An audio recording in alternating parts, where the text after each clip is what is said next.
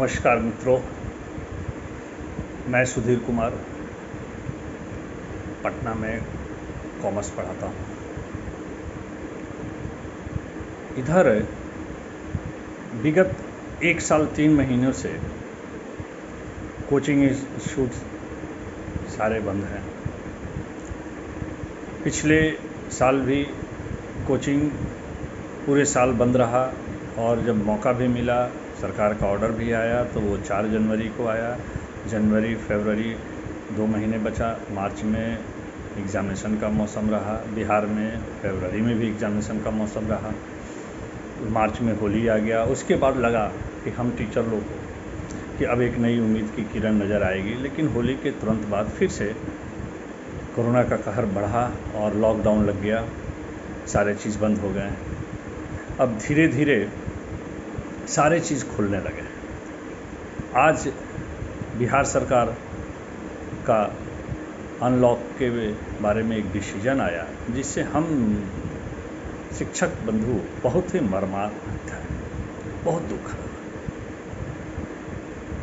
11वीं-12वीं के स्कूल खुल गए, जिम खुल गए, स्विमिंग पूल खुल गए, पार्क खुले हैं, लेकिन कोचिंग इंस्टीट्यूट नहीं खुलेंगे। 1.25 साल से प्राइवेट टीचर का क्या हाल है, ये किसी से छुपा नहीं है। बहुत ही दर्दनाक स्थिति में प्राइवेट टीचर है। अब तो खाने को भी लाले पड़ गए हैं, ऊपर से रेंट, इंस्टीट्यूट का रेंट, घर का रेंट, बच्चों का फ़ी, डेली एक्सपेंसेस। एक उम्मीद हुआ था कि इस बार 6 तारीख के बाद, 6 जुलाई के बाद सरकार के द्वारा एक राहत दिया जाएगा। आज का सरकारी आंकड़ा, पूरे बिहार में 37 नए कोरोना मरीज मिले हैं और पटना में मात्र 11। दिन पर दिन ये घटता जा रहा है। सब कुछ, आप मार्केट खुले हैं, सारे चीज़ खुले हैं। अगर ना खुला है तो वो सिर्फ और सिर्फ प्राइवेट स्कूल, कोचिंग्स। थोड़ा कल्पना करें, आखिर इनका घर कैसे चलेगा? आखिर रोज़ की आवश्यकताएं, रोज़ का जो खर्च है, वो कैसे ये टीचर पूरा कर पाएंगे? इस पर किसी का ध्यान नहीं जा रहा। हमारे हाथ जोड़कर केंद्र सरकार और राज्य सरकार दोनों से आग्रह है कि इस पर थोड़ी गंभीरता से विचार करें, या तो कोचिंग खोले कोरोना गाइडलाइन के हिसाब से, कोविड गाइडलाइन जो है उसके हिसाब से। ये मेरा नहीं कहना है कि जैसे पहले क्लासेस होते थे, एक बेंच पर 5-5 बच्चे बैठते तो वैसे बैठेंगे। एक बेंच छोड़कर बैठे, 50% नहीं 25% ही स्टूडेंट्स से क्लास हो, लेकिन होना चाहिए। राज्य सरकार, हमारे राज्य के मुखिया माननीय मुख्यमंत्री नीतीश कुमार जी से करबद्ध आग्रह है कि इस पर गंभीरता से सोचें और बहुत सारे शिक्षकों की आर्थिक परेशानी, मानसिक परेशानी को समझते हुए कोई डिसीजन ले, राहत दे। और सभी शिक्षक से आग्रह है कि पेशेंस रखें। कहना तो बहुत आसान है कि पेशेंस रखें, क्योंकि अब पेशेंस सबका लूज़ हो रहा है।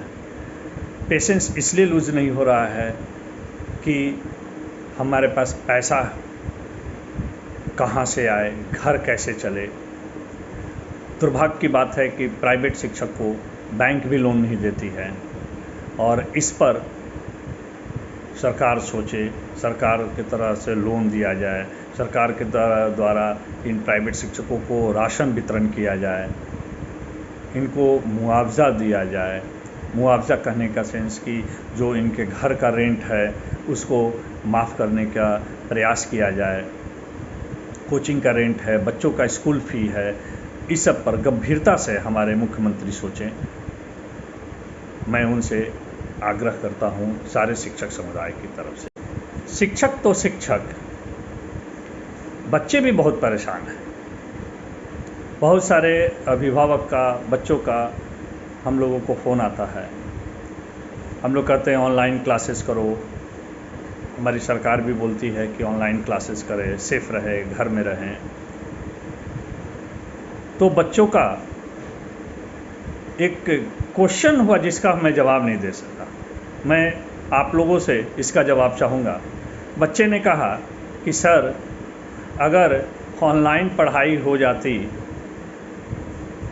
इतना नेटवर्क इशू हो रहा है, कभी ऑडियो का प्रॉब्लम, कभी वीडियो का प्रॉब्लम, और अगर ऑनलाइन पढ़ाई हो सकती है तो क्या सर ऑनलाइन एग्ज़ाम नहीं हो सकता है?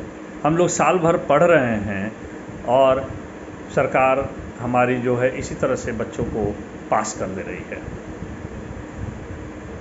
और हम पढ़ने वाले बच्चों को इससे बड़ी तकलीफ़ हो रही है। कम से कम एक छोटा सा ऑनलाइन एग्ज़ाम तो लिया जा सकता था।